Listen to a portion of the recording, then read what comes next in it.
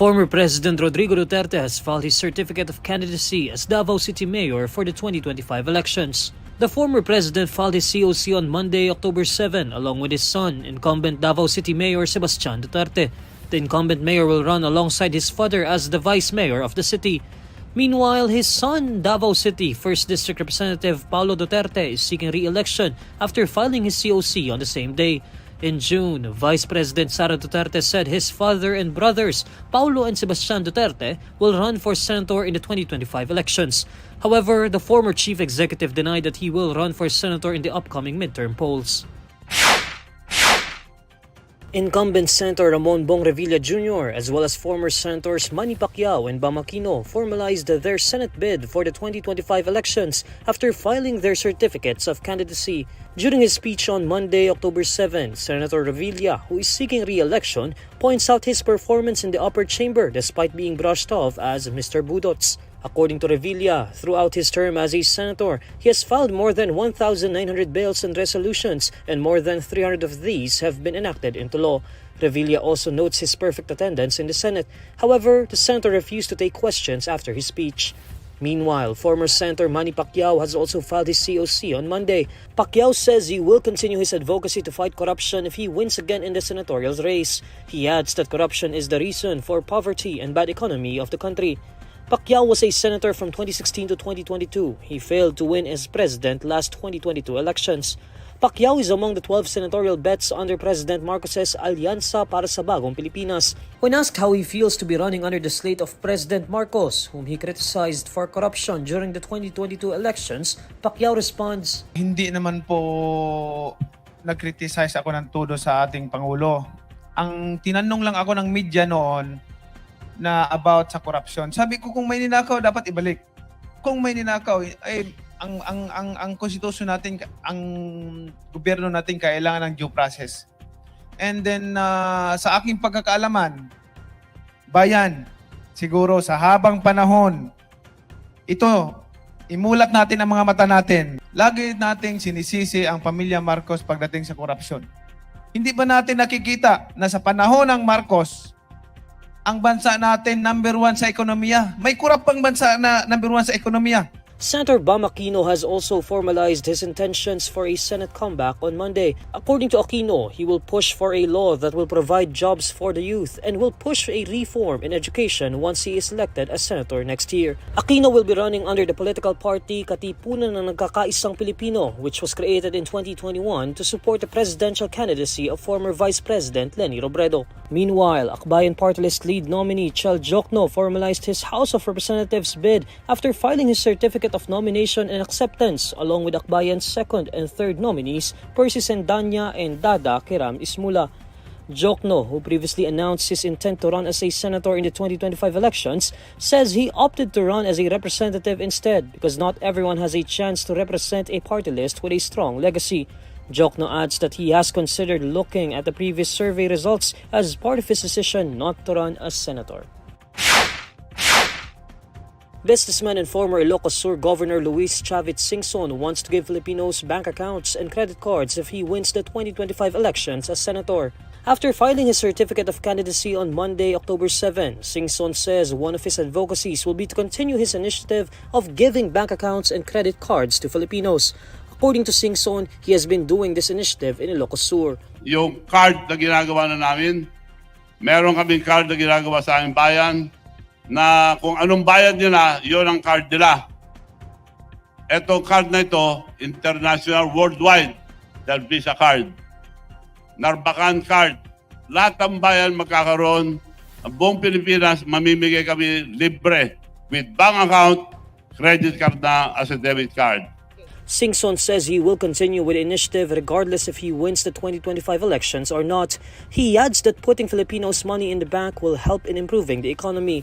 Apart from granting bank accounts and credit cards to Filipinos nationwide, Singson likewise vows to push for the modernization of electric vehicles like jeep, tricycles, and motorcycles.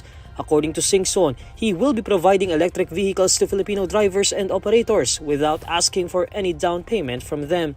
Dahil ako mag-provide lahat ng electric vehicles, electric jeep, tricycles, motorcycles, without any down payment. without zero interest, without guarantee from the drivers. Ang magagaranti yung mga mayors, governors, or transport group or cooperative. Buong Pilipinas po yun, malaki po yun. When asked where he will get the money in providing the electric vehicles, Singson says he will take care of it on his own. During his meeting with South Korean President Yoon, President Bongbong Marcos stresses the need to promote a rules-based order under international law in light of ongoing geopolitical challenges. On Monday, October 7, President Marcos conducted a bilateral meeting with Yoon in Malacanang, where both leaders expressed their intention to build a strategic partnership. According to Marcos, the Philippines and South Korea must work together to promote a rules-based order governed by international law. As a geopolitical environment is only becoming more complex, we must work together to achieve prosperity for our peoples and to promote a rules-based order governed by international law, including the 1982 UNCLOS and the binding 2016 Arbitral Award. Marcos adds that the two countries must elevate their ties to a strategic relationship. Marcos expresses hope that Yoon's visit will lead to a meaningful meeting for the Philippines and South Korea, not just in politics, but also in the sectors of trade, defense, and security. Marcos also acknowledges the 75th anniversary of diplomatic relations between the two countries, taking note of their storied ties, which are built on shared values and the sacrifices of thousands of Filipinos during the Korean War in 1950.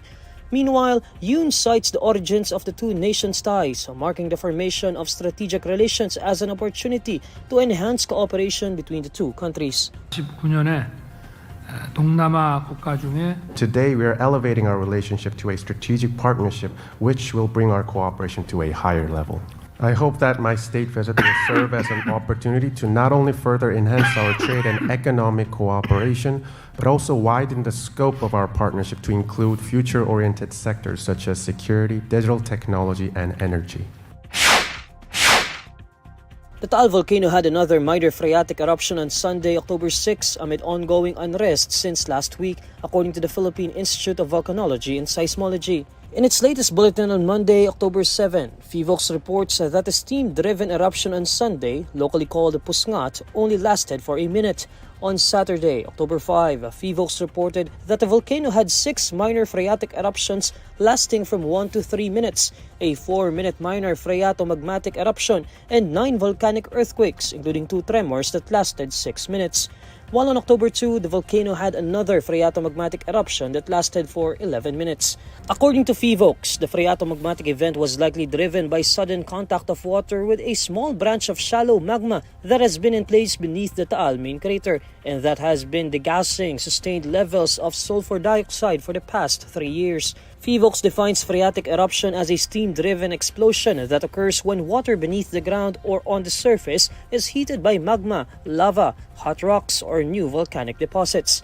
Meanwhile, Phivolcs Director Theodore Bacolcol says in a teleradyo interview on Monday that volcanic earthquake is one of the indicators to assess if a magmatic eruption is likely to occur soon.